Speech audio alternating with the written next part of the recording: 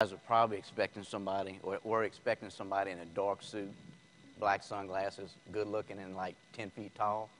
I'm not that person. My friends and colleagues at home right now that are watching this on the internet are probably saying, get the little guy some phone books. He is standing up. So, as an FBI agent, we work a lot of different cases, a lot of interesting cases, a lot of complex cases. In 2008, I never thought, and I had about 10 years in as an FBI agent at that time, I never thought I would work a case like this. A complex case involving a lot of victims, fascinating case, historically significant case, but an absolute crazy case too. So our case is still open actually because we have a lot of evidence to return to victims in the case and also to the Toys. So I'm kind of limited at what I'm going to speak about, and I was told basically to speak about what's already been spoken about in court or in the newspapers or magazines or whatever, a lot of open source information. So kind of have to be careful what I say, but I'm going to make it fun. I'm going to make it very entertaining, and you're going to find it very informative, I'm sure. As Mr. Whitehead spoke about,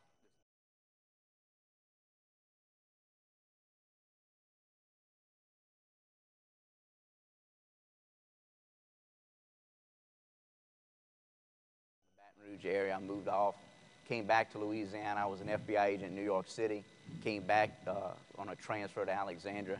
What I knew about Clementine Hunter from the Natchitoches area, folk artist, and everybody over my lifetime said, oh, her paintings look like kids could have painted it.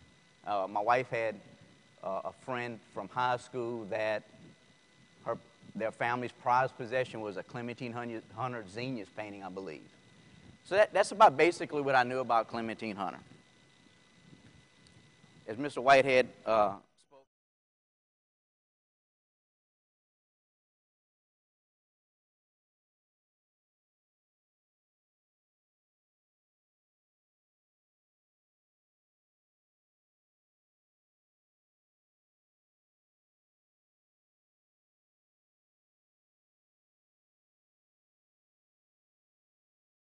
I actually interviewed these two individuals during my investigation of the Toys. This is kind of a famous photo. These two forgeries, actually, we know where the two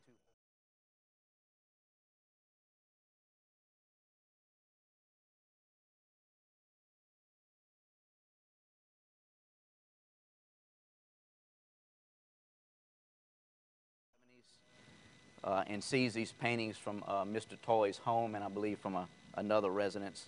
A little bit close-up shot.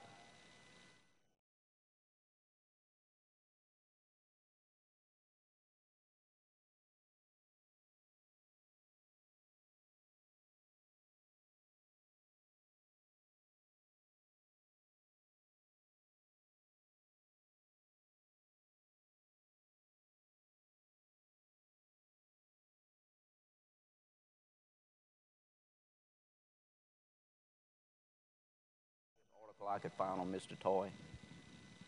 These are some of his early forgeries.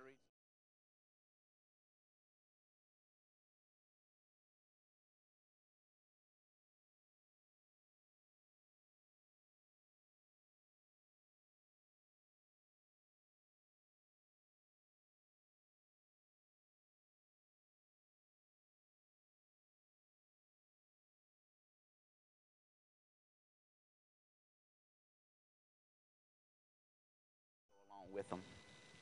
So that's some of the early forgeries.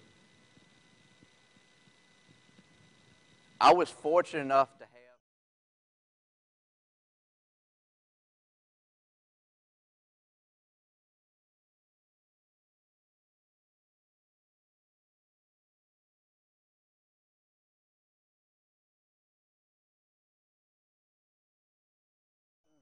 a fraud case involving a William Toye.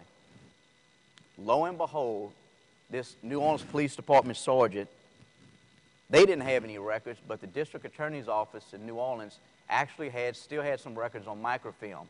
I was able to get like a prosecutive report from the district attorney's office basically laid out the entire 1970s case for me. The case was actually refused by the district attorney's office. Mr. Toye was arrested by the New Orleans Police Department, but he was never prosecuted for any type of crime related to selling and putting out these Clementine Hunter forgeries in the early 1970s. And there were several victims back then. Lo and behold, Google Internet, Google search.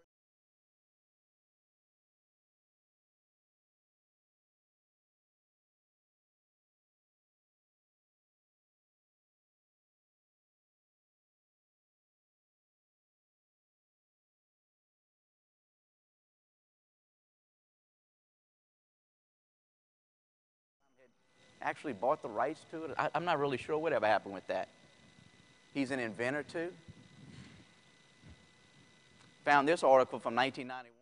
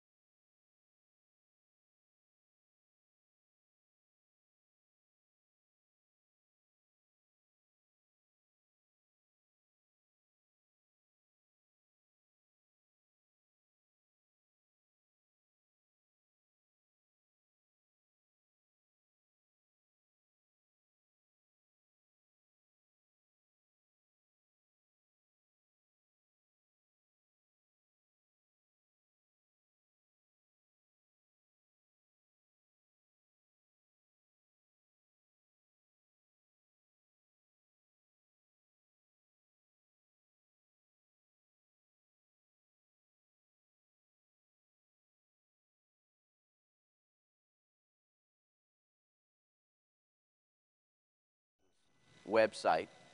This was an article out of the Baton Rouge, I think at the time it was called State Times.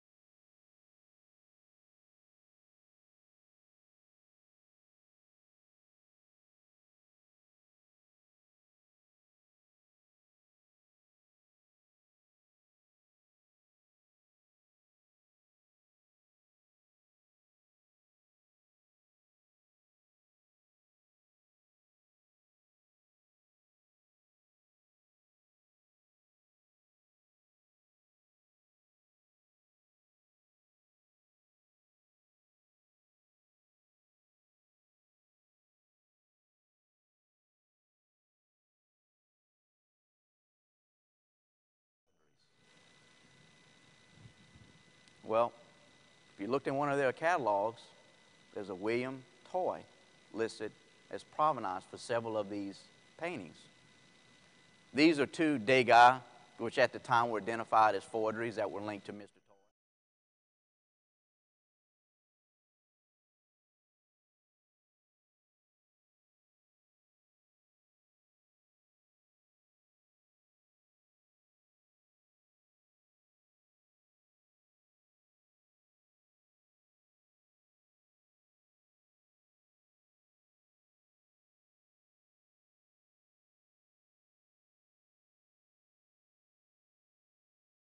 I forgot the artist that on the right. But the FBI had consulted with several prominent dealers and people knowledgeable in the art field on these paintings way back when, and everybody was like, no, these are forgeries. This was Charles Birchfield.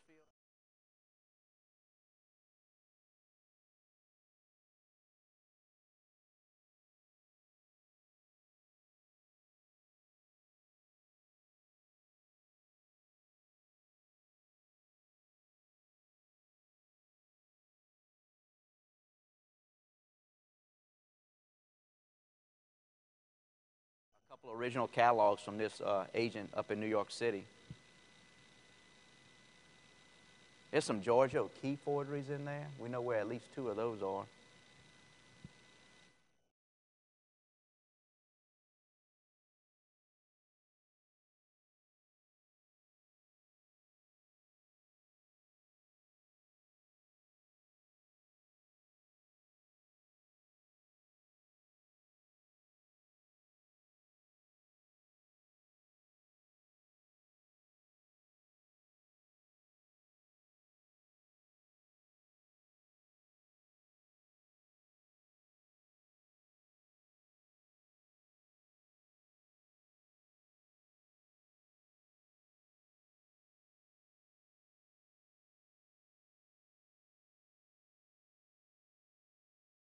Mr. Toye, I don't know. But he could create a lot of different paintings. Again, this is one of my favorite photos of Mr. Toye with this Matisse. The whole FBI case.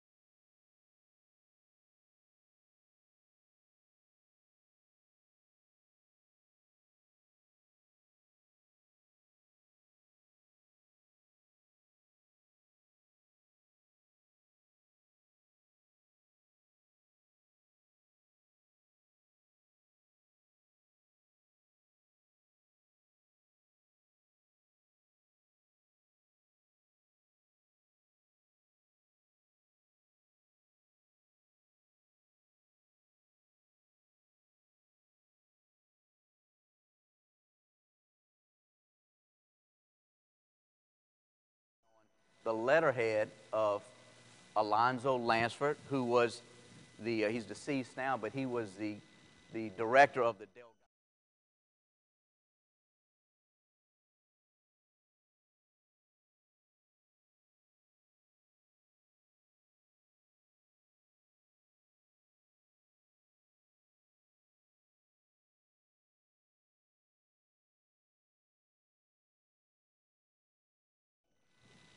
We found that painting. It was with a Michigan art dealer.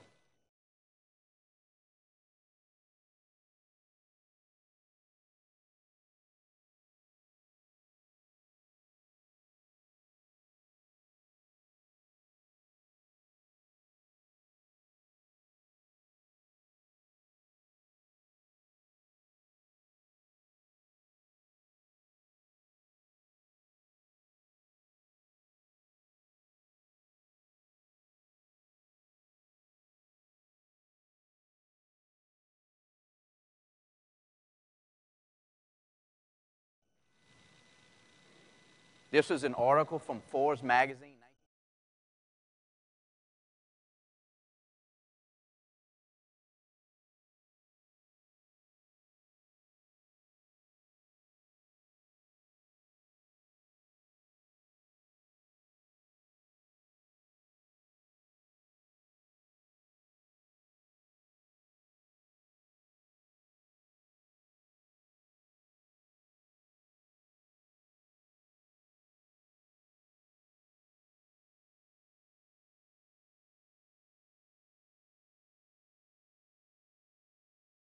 There's a lot of controversy, with that auction house, and they put 2 and 2 together, and, Mr. Toye is consigning a lot of these forgeries to this auction house. Fast forward, 1999, 2000, never could come up with an exact.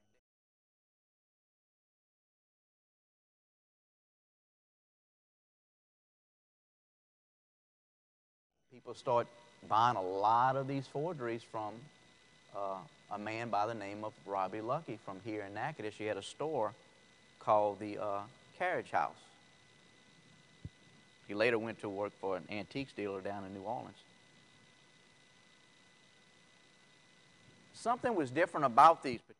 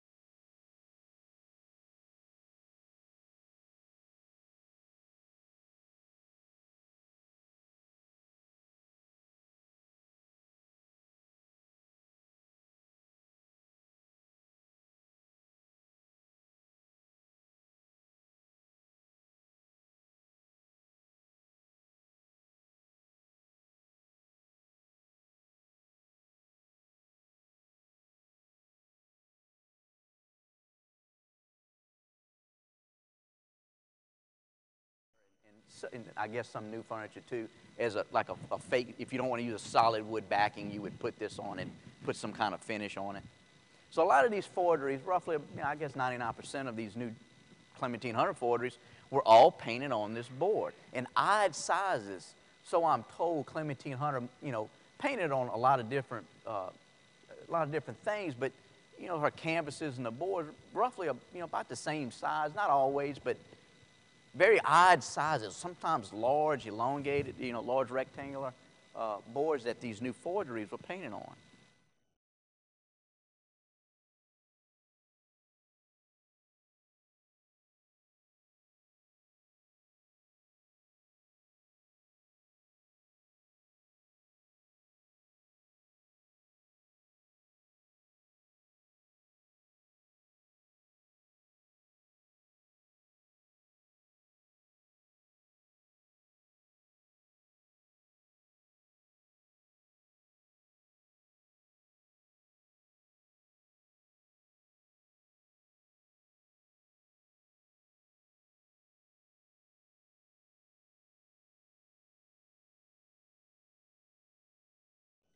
I mean, it would be an impressive, piece to own. As Mr. Whitehead talked about, Clementine Hunter didn't paint.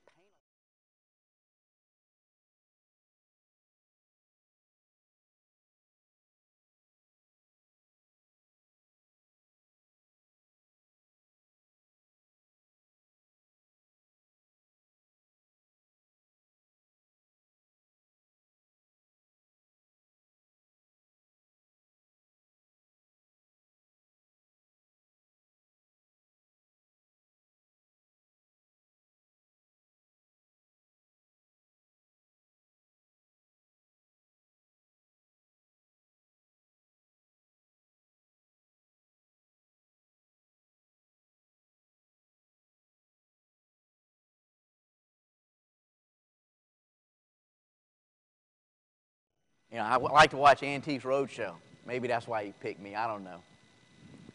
But we started the FBI opens its investigation, and the subject of the investigation the subjects are William J. Toye, his wife Beryl Ann Toye of Baton Rouge, and then Robert E. Lucky Jr., who is of New Orleans at this time. So we open up the case. We don't advertise it. We start trying to talk to people, but without trying to stir a lot of publicity or get the word out that, hey, the FBI is looking, because I'm looking to do some proactive stuff in the investigation. And contacted a museum up in Minnesota and said, hey, I hear you got a donation of several paintings from a patron. Can you send me some photos? I'd like to take a look at them.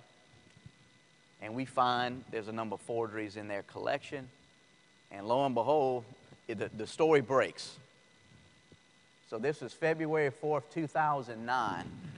Not, within a short period of time after we opened up our case, I started getting a little nervous about what I could do at this point as far as getting evidence for the prosecutors to show criminal intent and to develop the case into something that could be indicted. So I'm a little nervous at this time. One part of this case that we knew from the very beginning, myself and the prosecutors, is that we had to rely on some good forensics. We couldn't.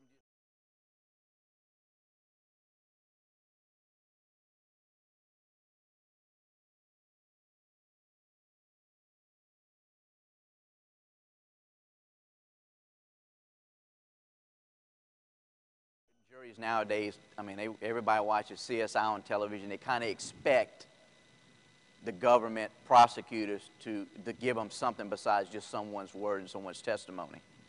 So we knew we needed to have some good lab work behind our investigation to prove that these things were forgeries. And I knew of Miss Mary Striegel. I knew where she worked. I didn't really know what the National Center for Preservation, Technology, and Training did, but I knew, hey, it's a lab. It's 45 minutes away. I don't have to drive a lot, and it's going to be a controlled environment. Let me give them a call, and they're in Natchitoches, and I'm sure they do their share of work around here to help preserve Natchitoches Parish and Louisiana history. Let me see if they would partner up with us and give us a hand. I don't know what they're capable of, but I'm just a one-man show in Alexandria, working this case. Any help I can get from anybody, I'm doing backflips. So I give them a call, go up there, visit them, and say, hey, this is what I got. Please don't tell anybody. I'd like to get you guys somehow involved. The FBI contracts with McCrone Group, McCrone Associates.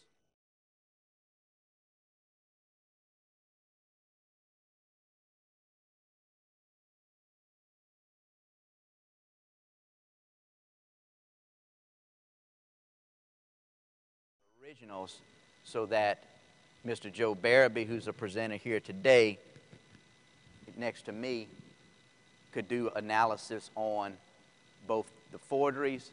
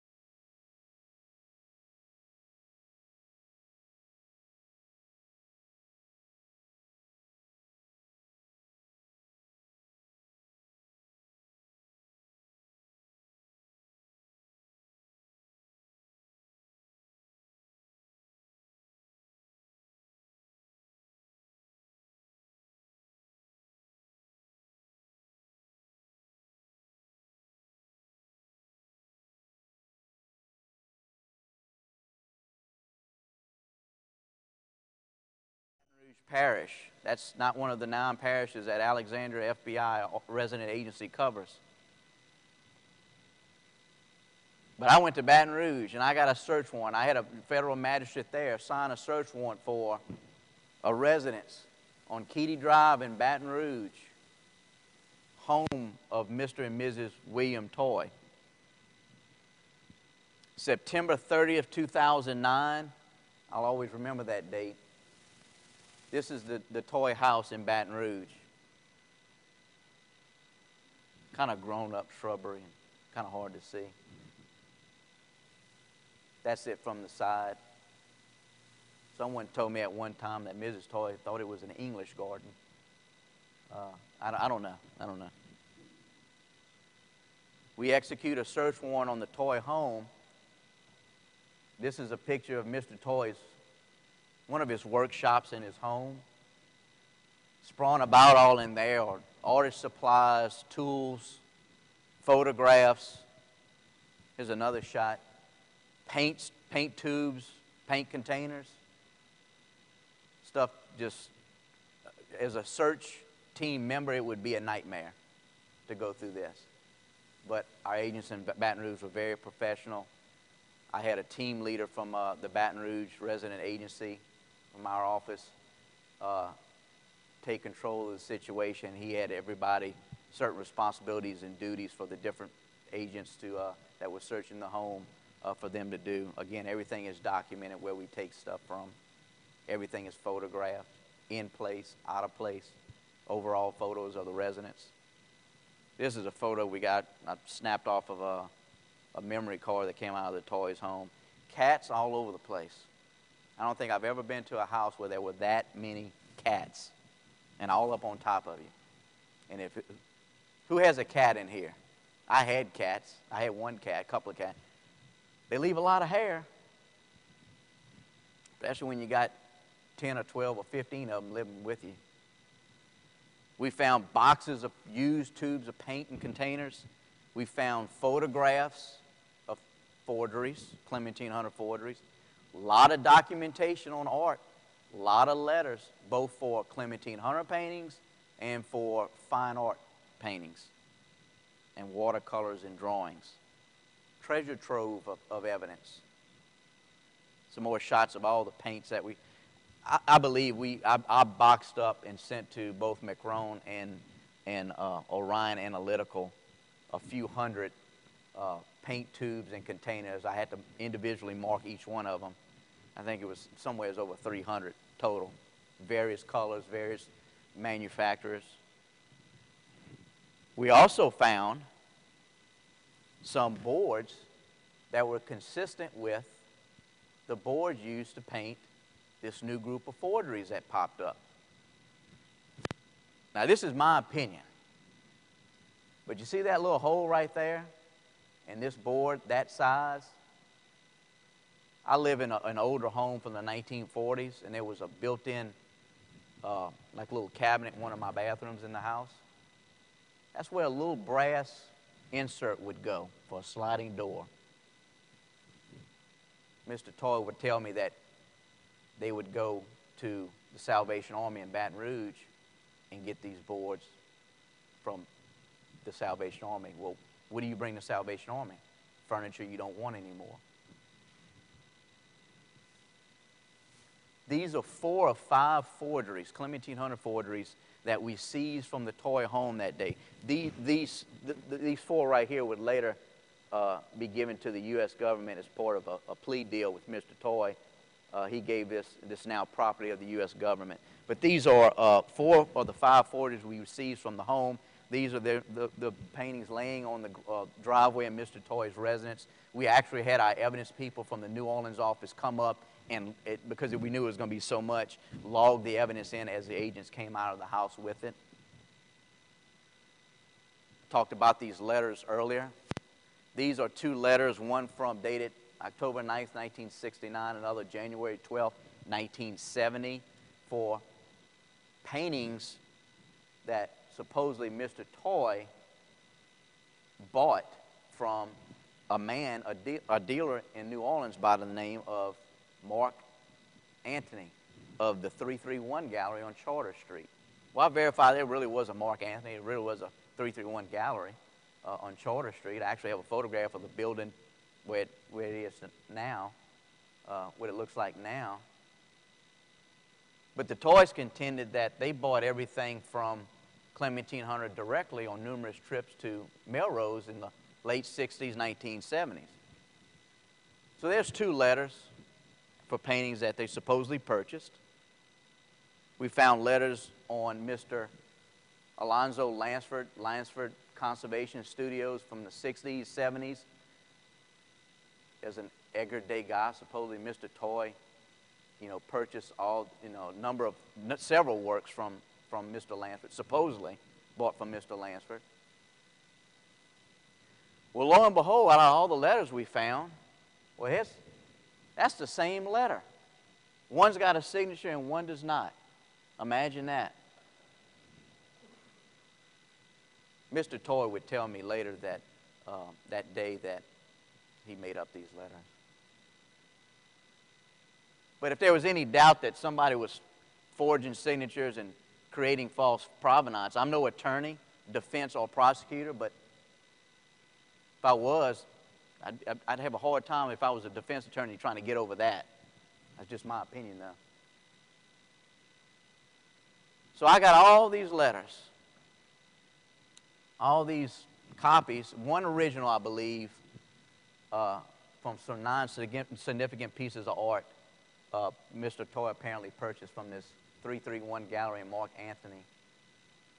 So I packaged up numerous letters, scanned them first, but packaged up numerous letters, sent them to the FBI laboratory in Quantico and said, hey, this is what kind of case I have.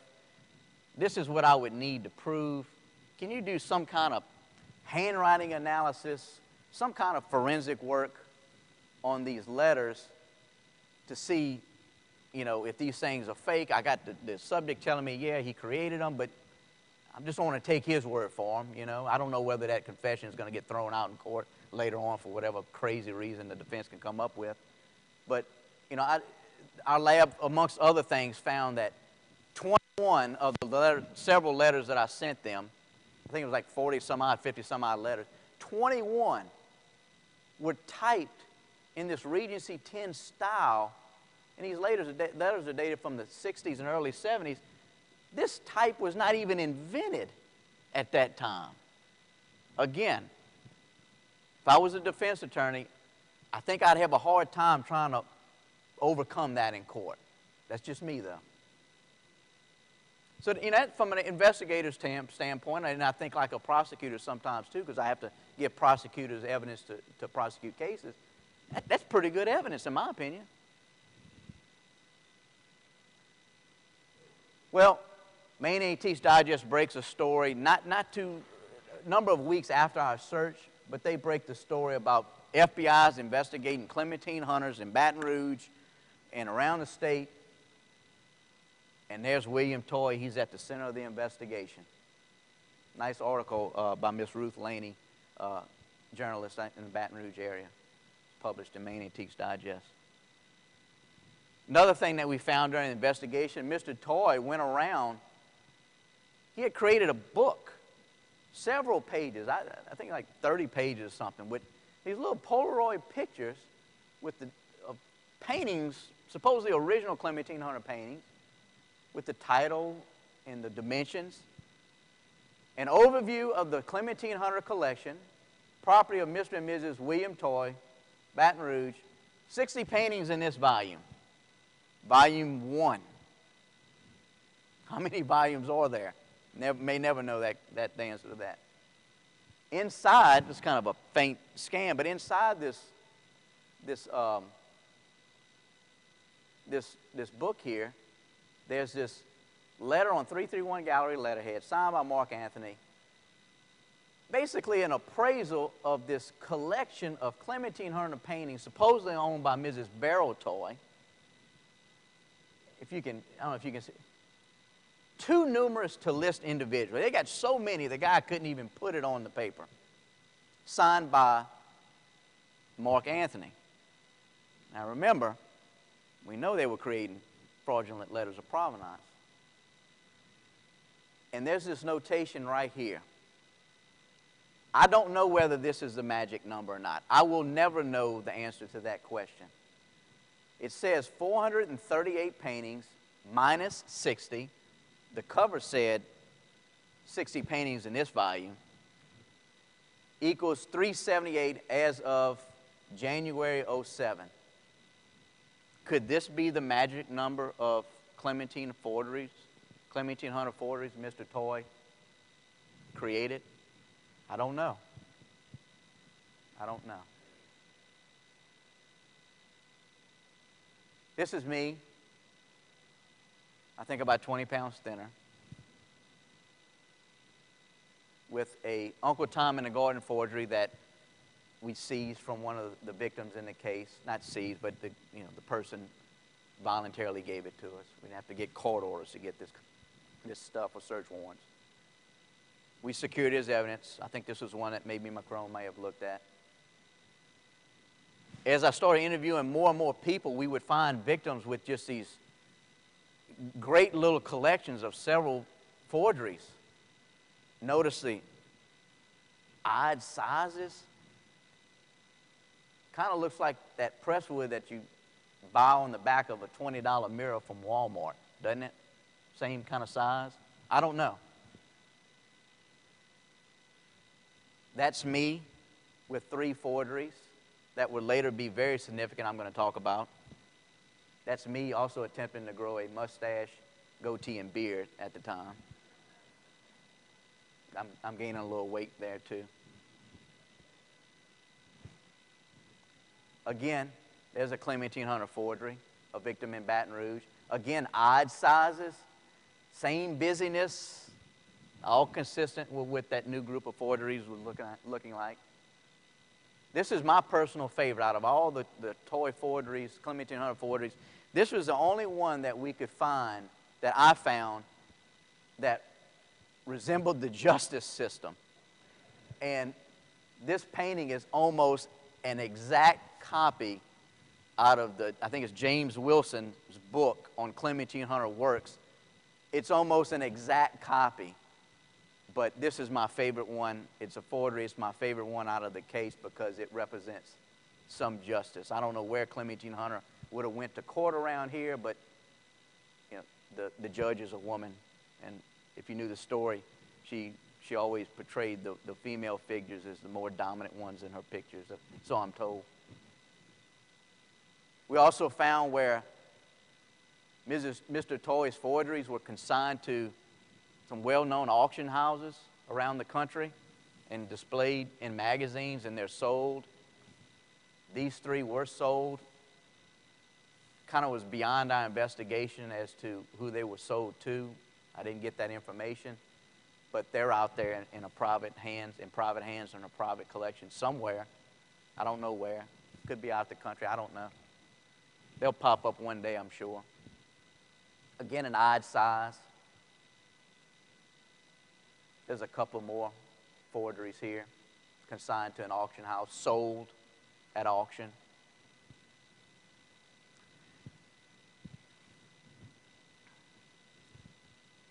I threw this slide in here, and Mr. Whitehead kind of talked about the one story that I put as the very first one. Mr. Lucky, and this is all, I mean, I testified to this in court. If any of you guys would have been in court, you would have heard, you know, these stories and stuff, and would have heard me talk about it. Mr. Lucky gave several of his customers various stories as to where these paintings were coming from. These paintings turned out to be forgeries, but he would give these colorful stories about, they never came from the Toys because people knew the name Toye, but they would always come up with something. And in the sentencing for Mr.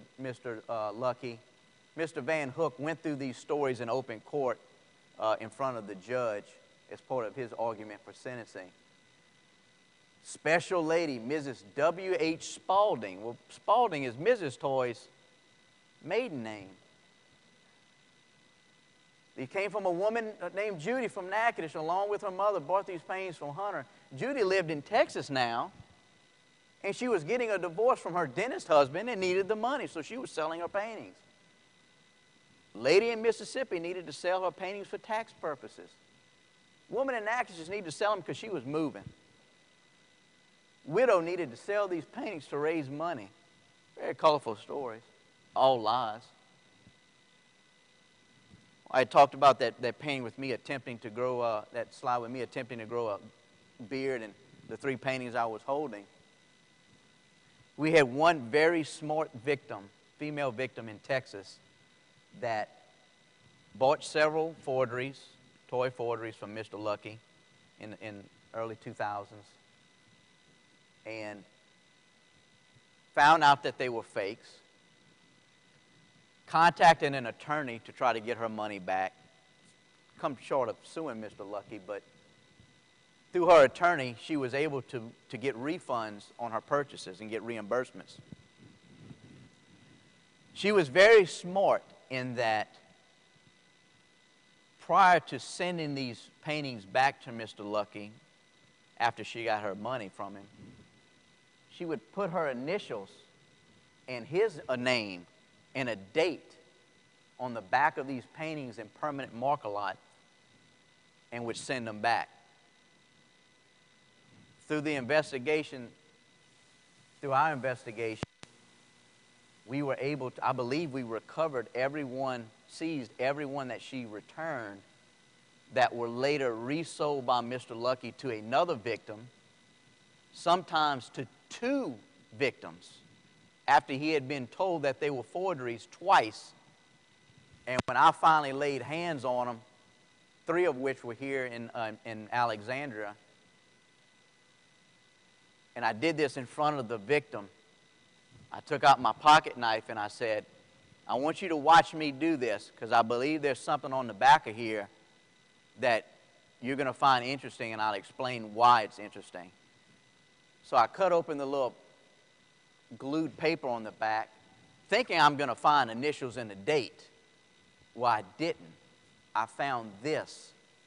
And from an investigative standpoint, this is even better because this shows that Mr. Lucky was trying to hide something. This shows intent to defraud, in my opinion, for whatever that's worth. And this was from a Zinnias in a Banana Boat. It's kind of a famous painting in this case, and it was named in the indictment. But we found this, the notations, the provenance, the paper trail had been destroyed. There was only one person who could have destroyed it. So, in February of 2010, Mr. Toye, Mrs. Toye, and Robbie Lucky were indicted by a federal grand jury in Shreveport. This is the press release, for conspiracy, 2 or more people involved in a criminal act, and a number of counts of mail fraud. Also, the Weissman Museum, who housed these 5 forgeries, I threw this in here, it's kind of unique. They put this little flyer out to the public talking about the FBI contacting them, and they named some forgeries at the museum. And they didn't know they were forgeries until I called them. You know, they're victims too. Asking the public, well, what do you think? It's kind of interesting. I love this magazine before I even had an article about my case in it, Garden and Gun magazine.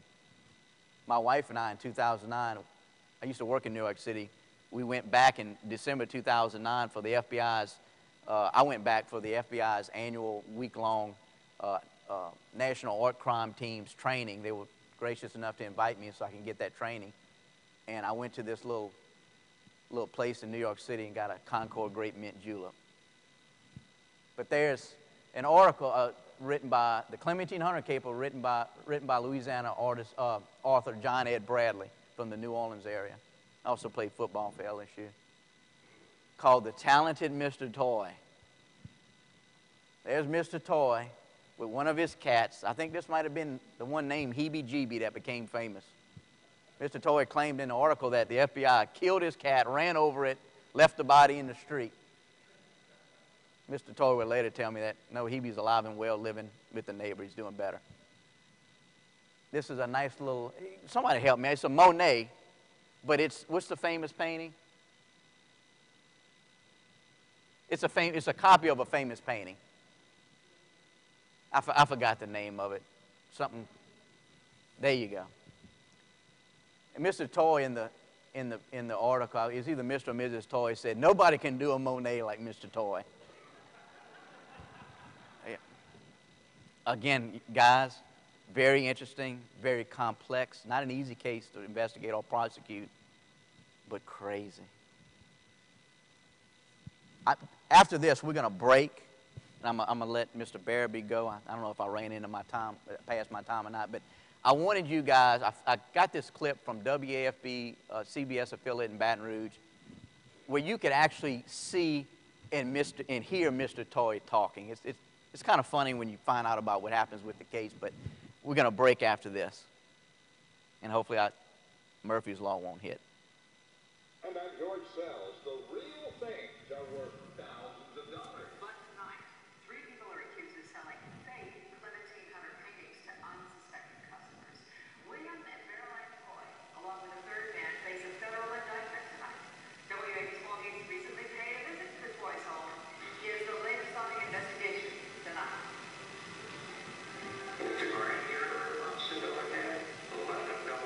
Well, they did. That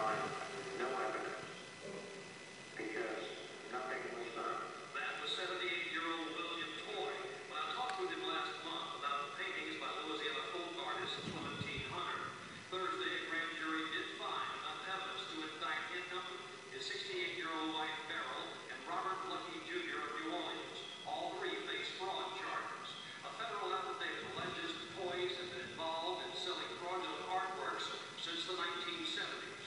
In late September, the FBI searched the Toyes' home on Key Drive near Baton Rouge. They were looking for Clementine Hunters. The feds seized dozens of items, including 4 Hunter paintings.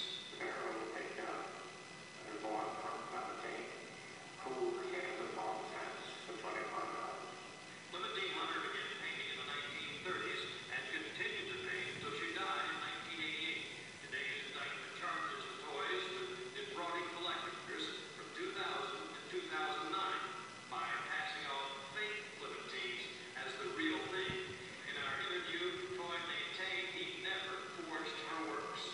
The only thing that I can say is that I've never forged a Clementine,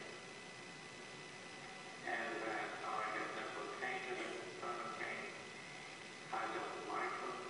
Did you ever sell Clementine and may have been forged or Never, never. The Toyes and Robert Lucky are scheduled to be arraigned March 17th. If convicted on all charges, they could face up to 20 years in prison and hundreds of thousands of dollars in fines. We'll keep you posted. Very interesting. Thank you, Paul. Very interesting, very crazy. Very crazy story. The next speaker is going to be Mr. Joe Barabee, who worked on the case. I'm going to let Mr. Church introduce him.